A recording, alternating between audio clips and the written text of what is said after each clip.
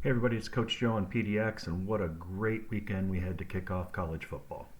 We saw Florida lose to Utah as we predicted. We saw uh, UConn cover against North Carolina State like we predicted.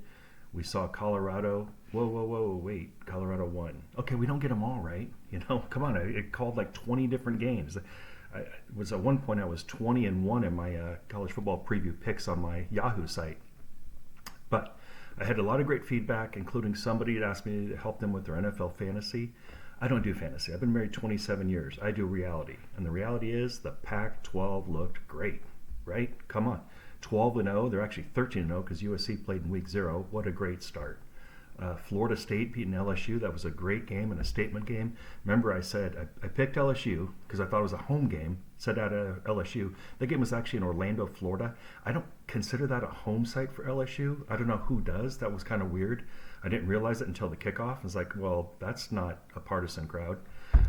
So at any rate, Florida State, like I said, returning starters of like 17 or 18. We knew they'd be good, and they are. And so now they have to go to Clemson, I said, in a couple weeks. Well, guess what? Clemson looks horrible. They had the ball, not in the red zone, down to the 1, the 4, and the 7 on 3 different possessions and scored 0.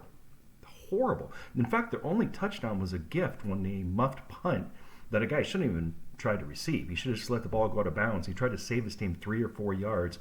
Instead, gives Clemson the ball at the 15, and they punch in for a score. 28-7, they lose to Duke, though, and Duke looked good. I saw a stat that said Clemson had 38 dudes that were 4 and 5 stars. Duke had 2. That's coaching, I think, there. That's prep, that's coaching, that's a little bit of home field advantage. It looked like the Duke crowd is very strong. But what a great week. Let's talk about some players. Okay, what we call Nichols numbers. Michael Penix had 5 touchdowns. DJ Uiagalelei, that's right, I learned how to say his name. Oregon State guy had 5 touchdowns. I did bring a Oregon State shirt in just for my brother.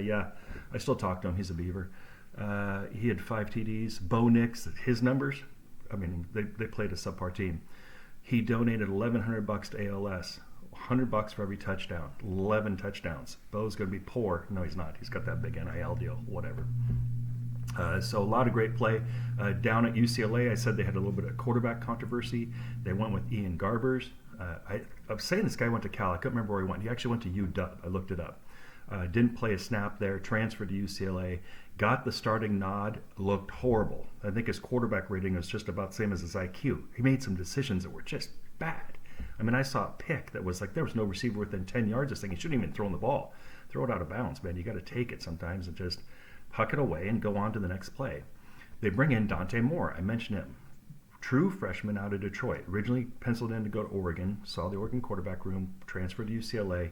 At one point, he was 4 of 5 with 2 touchdowns. He looked good. Okay? His quarterback rating ended up about 80, 85, something like that, whatever. But hopefully he gets the nod this week because he looked a lot better. He looked poised. He looked calm. He looked cool. And he can throw some darts. I mean, this guy was dropping some dimes. Okay, so those aren't even the best of the rest, though. The best 3 I saw on the weekend, it's got to start with Keon Coleman, Florida State receiver. What Spartans? I just said Florida State. Florida State receiver, 122 yards, 3 touchdowns, transferred from Michigan State. And rumor is when he showed up on campus, Coach Norvell's having to get together at his house with the team and coaches, players and coaches. Well, that's got to be a big house. And a hoop game broke out. This dude throws down a thunder dunk. They knew he transferred from Michigan State. What they didn't realize was he also played hoops at Michigan State. You're playing hoops for Tom Izzo in Michigan State. You got to be a dude, right? Now he's doing this, and he's going to be on Sundays in the NFL. But if I'm Leonard Hamilton, the long-term coach at Florida State basketball, I think he's been there 21 years, I'm going into Coach Norvell and go, hey, can we get this dude about January 3rd? I think he's going to be available. I mean, we'll get him in shape. I mean, he'll be in shape. I mean, come on. That's a dude. And when you're coaching and you watch film, you try to figure out who the dudes are and try to stop them. One time we were playing Westview, we told our kicker, don't kick to this dude. She kicked to him. He ran it back to the house. We told our punter, don't kick to this dude. He punted to him. He ran it back to the house.